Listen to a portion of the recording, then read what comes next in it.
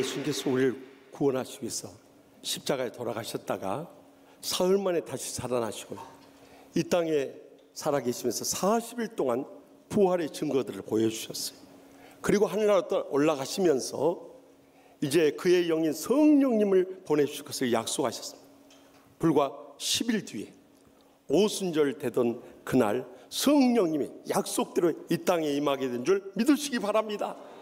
그날 마가의 다락방에서 약 120명의 성도들이 사도들과 함께 간절히 성령님의 강림을 기다리고 있을 때 하늘로부터 급하고 강한 바람 같은 소리가 들리는 청각의 하나됨이 이루어지고요, 또한 불의 혀들이 갈라지는 것 같이 각 사람의 성령이 임하시는 것이 보여지는 시각의 하나됨이 이루어지고요, 성령님이 말하게 하심을 따라서 각 다른 언어로 16개 지역에서 오신 분들이 이제 소통하게 되는 언어의 하나됨의 역사가 이루어진 것입니다. 그러니까 성령님이 함께 하신 것은 항상 하나 되는 이 놀라운 은혜와 축복과 행복의 감격이 끊이지 않는 것입니다. 그리고 주님께서 에베소 4장 3절에 평안에 미는 줄로 성령님이 하나 되게 하신 것을 힘써 지키라고 명령했는데, 말세의 마지막 때 우리 신앙인들의 삶 가운데서 가장 메말라 가는 것이 이 갈등과 불화에서 견디질 못하는 거예요. 그래서 가정이나 직장이나 심지어 하나님의 교회조차도 성령님의 하나 되게 하심을 따라서 평안하고 행복한 교회를 찾아보기 어려운 말세의 마지막 때를 살게 되었던 것입니다. 이러한 때 주님께서 예수님의 제자를 통해서 우리에게 들려주시는 하나님의 음성을 다 함께 들을 수 있길 바랍니다. 먼저 본문 22절 말씀을 다 함께 읽겠습니다. 예수께서 대답하여 이르시되 너희는 너희가 구하는 것을 알지 못한도다. 내가 마시려는 잔을 너희가 마실 수 있느냐? 그들이 말하되 할 수 있나이다. 아멘. 하루는 세베대의 아들의 어머니가 두 아들을 데리고 예수님께 찾아와 절하면서 예수님께 청탁을 하는 거예요. 이 세베대의 두 아들은 예수님의 제자인 야고보와 요한을 말하는 거예요. 그 아들들의 어머니는 샬로메로서 마리아 예수님의 육신의 어머니의 친자매였던 거예요. 그러니까 예수님께서는 친이모였던 거예요. 그런데 이 샬로메가 예수님께 와서는 나의 이 두 아들을 위하여 주님의 나라 임할 때 하나는 주님의 우편에 하나는 주님의 좌편에 앉게 주소서 하고 부탁을 드린 거예요. 한마디로 말하면 예수님께서 왕이 되실 때 한 사람은 우의정으로 세워주고 한 사람은 좌의정으로 세워달라는 이러한 사정을 아랜 거예요. 치맛바람의 원조가 바로 이 여자입니다. 자기 자식만 높이려고 함으로 인해서 예수님의 제자들과의 하나됨이 무너지기 시작한 거예요. 예수님께서는 이 땅에 오셔서 그의 십자가에 고난당할 것을 이미 마태복음 16장, 마태복음 17장, 또 본문 이전에 마태복음 20장에도 3번씩이나 그 고난에 대해서 증거했는데 그것은 송두리째 잊어버리고 자기 자신만 참 부활의 영광을 누리기 원해서 이렇게 치맛바람을 일으키고 청탁을 하고 있으니 예수님의 마음이 답답해져 버린 거예요. 그래서 주님께서 하신 말씀이 너희는 너희가 구하는 것을 알지 못한도다. 나의 마시려는 십자가의 고난의 잔을 너희가 마실 수 있느냐 하고 물으신 거예요. 여러분, 우리도 신앙생활하면서 주님으로부터 은혜 받기만 원하고 축복 누리기만 원하고 행복하게 되기만 원해요. 우리 자신뿐만 아니라 우리 자식들까지 그저 잘 되는 것이 믿음 생활의 목표가 되어버려요. 그러나 진정한 신앙생활은 십자가의 고난도 각오하며 그 고난에 동참하는 것이라는 것을 잊지 마시기 바랍니다. 십자가의 고난이 없이는 부활의 영광을 누릴 수 없기 때문이에요. 그러나 오늘의 현실은 그렇지 않습니다. 이렇게 목회를 하면서도 보면요, 우리 먹고 놀고 우리 뜻대로 일하고 또 우리 이름 내자 하면은요, 평소에 교회 안 보시던 분은 또 내가 먼저 하고 나옵니다. 우리 같이 예배드리고 성경 공부하고 기도해야 하고 우리 봉사하고 전도하고 헌신하고 헌금합시다 하면 네가 먼저 하고 다 빠져나가 버려. 마이클 잭슨의 그 미끄러지는 쇼들 어떻게 그 춤도 잘 추는 줄 모르겠어요. 여러분 분명히 기억하셔야 할 것은 우리의 신앙생활은 십자가의 고난의 길을 함께 가는 것이라는 것을 잊어서는 안 되는 거예요. 그 십자가의 고난을 함께 동참하게 될 때 우리는 진정으로 하나 되는 그 은혜와 축복과 행복의 감격을 일생토록 누리게 되는 것입니다. 저기 멀리 프랑스의 한 시골 마을에 있었던 일이, 한 식당에 손님이 왔는데 식사를 참 배불리 먹은 다음에 계산하려고 보니까 지갑이 없어버려요. 그래서 그 주인에게 손님이 사정합니다. 내가 사실은 지갑을 숙소에다 놓고 왔는데 지금 가서 가져올 테니까 1시간만 여유를 주십시오. 주인이 화를 버럭 내요. 내가 그런 사람한테 속은 게 한두 번인지 아시오? 그런 거짓말 하지 마시오. 당장 여기서 내놓던지 경찰에 끌려가서 고통을 겪던지 둘 중 하나시오. 절대 이 손님의 사정을 봐주지 않는 거예요. 그런데 한 젊은 웨이터가 옆에서 보니까 너무너무 안타까워요. 그 손님이 그렇게 거짓으로 하실 사람이 아니에요. 그래서 견디다 못해서 옆에서 주인에게 부탁합니다. 그러면 제가 만약에 이분이 안 오면 제가 월급에서 계산할 테니까 이분을 가서 지갑 가져오도록 해 주십시다. 제가 봐서는 이분이 우리를 속일 분 같지 않습니다. 그러자 그 주인이 마지못해서 그러면 네가 책임지겠냐고. 책임지겠다. 그러면 빨리 가서 지갑 가져오시. 1시간이 되기 전에 그분이 지갑을 가져와서 계산을 다 치른 다음에 이 식당 살려면 한 얼마 정도 돼요? 그때 당시에 3만 프랑, 지금으로 하면 6억이 훨씬 넘는 돈이요. 3만 프랑 되겠습니다. 이 식당을 나에게 파시오. 언제 팔아요? 지금 당장 파시오. 3만 불을 다 계산해주고 그 식당 문서를 다 건너주더니 그 웨이터 보고 이 식당 앞으로 당신이 운영하시오.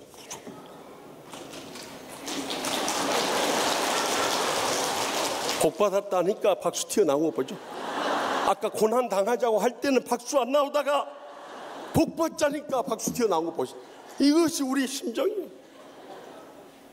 그리고 하는 말이 나는 프랑스의 황제 나폴레옹 보나파르트요. 그리고 말을 사라집니다. 우리한테 왜 이런 손님이 안 온지 모르겠어요. 한 사람에게 우리가 선의를 베풀고 친절을 행해도 이런 복이 임할 수 있는데 하물며 그리스도의 고난에 함께 동참하며 그 사명을 감당해야 할 때 하나님께서 살아계시지 않는다면 모르지만 분명히 살아계시기 때문에 이 땅의 복으로 우리 자손 대대로 천배나 만배나 갚아 주시는 것입니다. 이것을 믿으셔야 돼요. 그래서 기쁨으로 우리가 십자가의 고난에 동참할 수 있어야 되는 것입니다. 그 모범을 예수님께서 보이지 않았습니다. 예수님께서 십자가에서 고난당하시고 그걸로 인생 끝났습니까? 절대 그렇지 않아요. 빌립보서 2장 9절에서 11절에 뭐라고 예수님에 대해서 증거하고 있습니까? 이러므로 하나님이 그를 지극히 높여 모든 이름 위에 뛰어난 이름을 주사 하늘에 있는 자들과 땅에 있는 자들과 땅 아래에 있는 자들로 모든 무릎을 예수의 이름에 꿇게 하시고 모든 입으로 예수 그리스도를 주라 신하며 하나님 아버지께 영광을 돌리게 하셨느니라. 여러분, 예수님께서도 이렇게 십자가의 고난 뒤에 부활의 영광을 영원히 누리고 계신데 우리도 그 고난에 함께 동참하면서 그 사명 감당해 나갈 때 주님께서 결단코 우리를 잊지 않으시는 거예요. 그래서 로마서 8장 18절에 뭐라고 약속하십니까? 생각하건대 현재 고난은 장차 우리에게 나타날 영광과 좋게 비교할 수 없도다. 전에 개혁판에서는 좋기라는 말이 들어있었어요. 더 가슴에 뜨겁게 와닿아. 근데 이번에는 원문에 충실하다 보니까 좋기라는 단어를 뺐지만 제 마음속에는요 정말 차고 넘치도록 주님께서 비교할 수 없을 정도로 영광의 복을 주실 줄 확실히 믿습니다.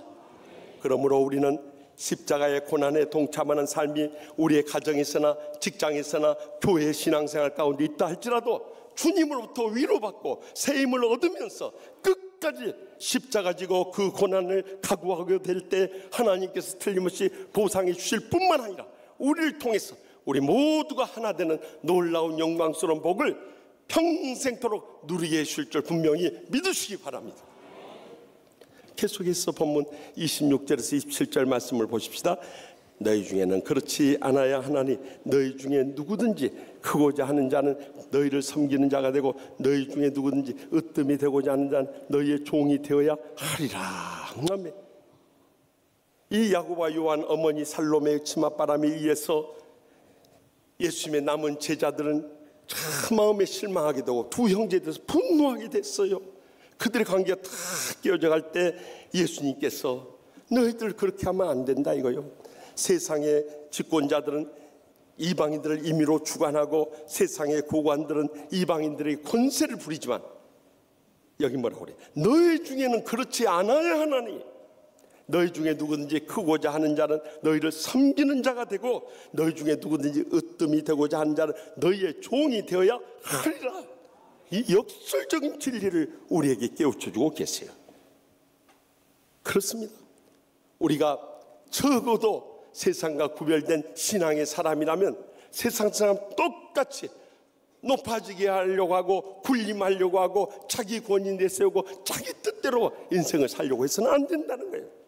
그러면 세상과 다를 바가 없을 뿐만 아니라 거기서부터 분열과 불안은 끊임없이 일어나게 되는 거예요. 멀리 갈 것도 없어요. 우리 가정도 마찬가지. 결국 이 부부 사이, 남편과 아내 사이 파워 스트러글, 세력 다툼에 의해서 자기 자존심을 살리고 자기 자아가 죽어지지 않고 자기 성격과 기질대로 사니까 평생토록 지옥같이 사는 가정들이 이 땅에 얼마나 많이 있다는 거예요. 어떤 부부도 예수님을 믿는다고 하면서도 자기가 낮아져 섬기지 않으니까 남편을 무시하고 없으네. 특히 남편들이 이제 퇴직하게 되면은 더 구박을 받고 업신여김을 당한다고 하는 소리를 들어서 저도 지금부터 참 걱정이 앞서요. 그런데 아내가 남편에게 어디 외출한다는 이 말도 하지 않고 냉장고 문 앞에다가 까불지 마라 하고 간 거예요. 남편이 늦게 나서 보니까 아내는 온데간데 없고 냉장고 문 앞에 까불지 마라 그러니까 깜짝 놀래가지고 까불지 말라는 게 뭘 까불지 말라는. 한번 여러분 운을 떼보세요. 가스 조심하고 불단속 잘하고 지퍼 마음대로 내리지 말고 마누라한테 절대 전화하지 말고 라면이나 끓여 먹고 잘 있어. 그러고 갔다. 남편이 세상에 식사나 좀 준비해놓고 나가지 뭐 까불지 마라. 자기도 열이 받쳐버렸어. 그 옆에다가 웃기지 마라 하고 가버려. 그래 아내가 밤늦게 돌아오냐 봐서 보니까 남편이 온데간데 없어요. 웃기지 마라. 운 한번 떼어서 보세요. 웃음이 절로 나오고 기분이 째지고 지퍼 내 마음대로 내리고 마누라한테 전화할 시간이 어딨냐. 라면 좋아하시네. 호텔 뷔페 먹으러 간다. 여러분 이게 진정한 사랑의 부부입니까? 믿음으로 사는 삶이에요. 이렇게 부부 관계가 원수처럼 변해버리니까 이젠 부부 사이에도 못 믿고 사는, 언제 죽여버릴지 모르니까요. 싸울 것 다 싸우고 다툴 것 다 다투고 죽이려고 달려드니 이것이 지옥이지 어떻게 천국 같은 믿음의 가정이라 할 수 있겠냐는 거예요. 그런데 성령의 충만한 은혜를 체험한 부부가 있었는데 아내가 교회 가정 세미나 다녀와서 남편에게 장단점을 다 이야기하라고 합니다. 부부가 대화가 이루어져야 한대요. 그래서 먼저 단점부터 서로 이야기합시다. 그리고 아내가요 남편을 보고는 당신은 다른 것은 다 좋은데 그 식탐이 많아가지고 먹을 때 속도 보면은 그냥 자기 입만 챙기고 마누라나 자식들은 생각도 않고 그 먹으면서 조용히 먹으면 말도 안 후루쩝쩝쩝쩝 후루쩝쩝쩝쩝 나 그 소리 듣기 싫다고. 더 할 말 없냐고. 그 정도라도 제대로 하라고. 그러자 남편에게 그러면 당신은 내 단점 있으면 이야기해보라고. 그때 남편이 그러더랍니다.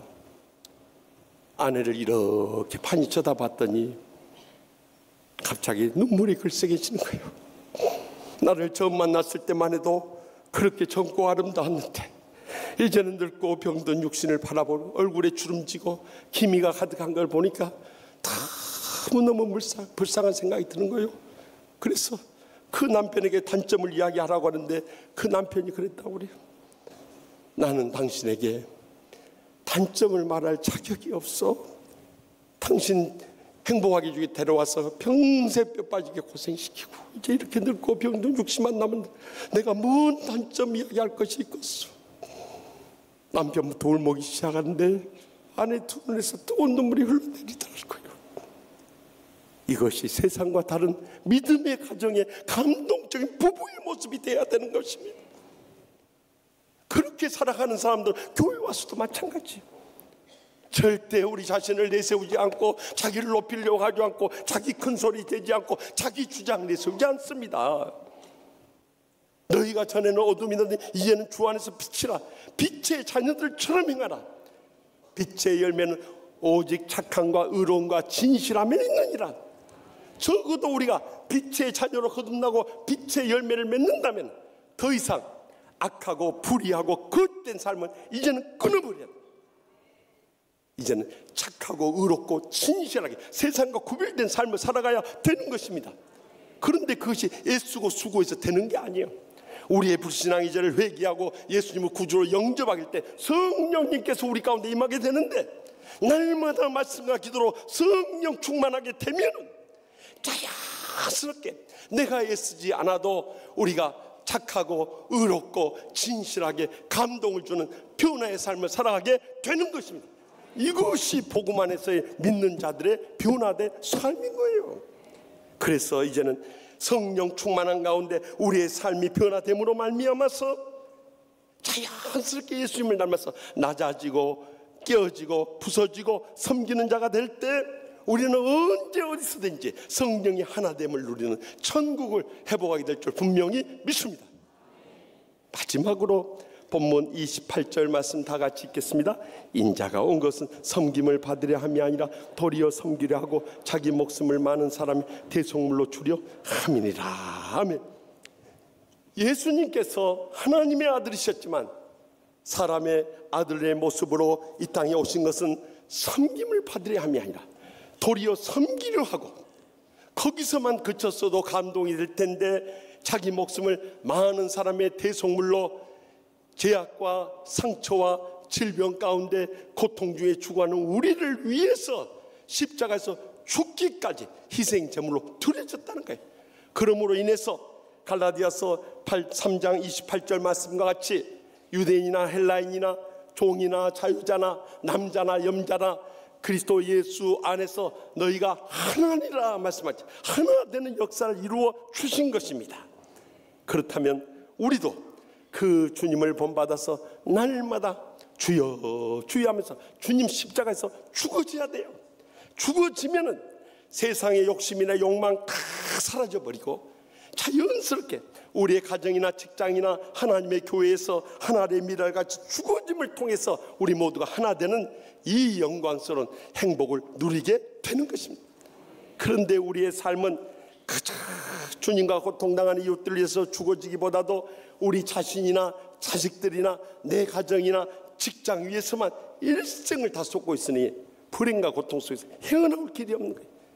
여러분, 우리가 눈을 바로 떠서 주위의 고통 중에 죽어가는 우리의 이웃들을 둘러보십시오.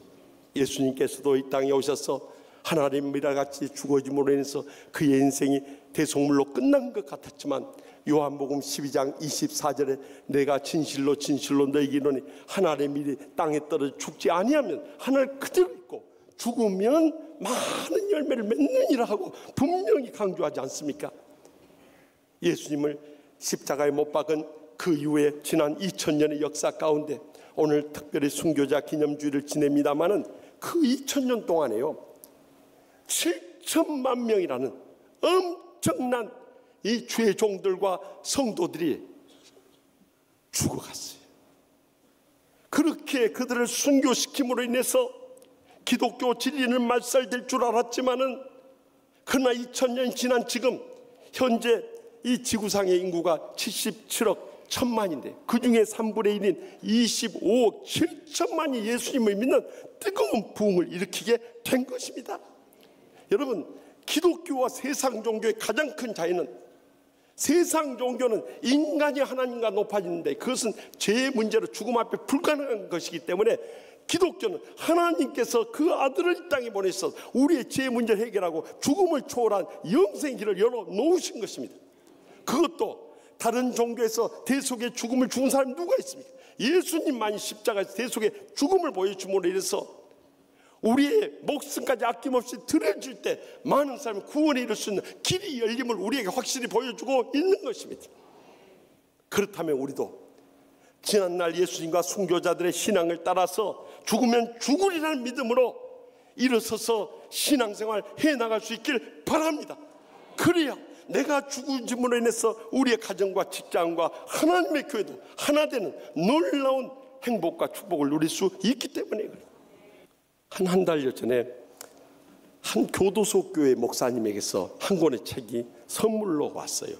지난 주간에 집회가 없어서 교회에 있으면서 지 책을 새벽기도 끝나고 이렇게 앉아서 책을 보는데 책 제목부터가 마음을 끌어서 그 책을 집었어요. 그 책은 갇힌 자들과 함께 부르는 희망의 노래라 하는 책이었어요. 그 책의 저자는 김봉래 목사님이라는 분인데 그는 저기 남쪽에 어렸을 때 유교가 아주 강한 시골에서 자라나면서 이 제사 드리면서 우상 숭배한테 빠지며 살았어요. 그런데 그가 군대에 가서 교회 가면은 주일날 사역 안 시키니까 교회를 나가기 시작한 거예요. 거기서 은혜를 받고 열심히 품고 주님을 섬기다가 전역한 다음에 주님을 떠나 살았어요.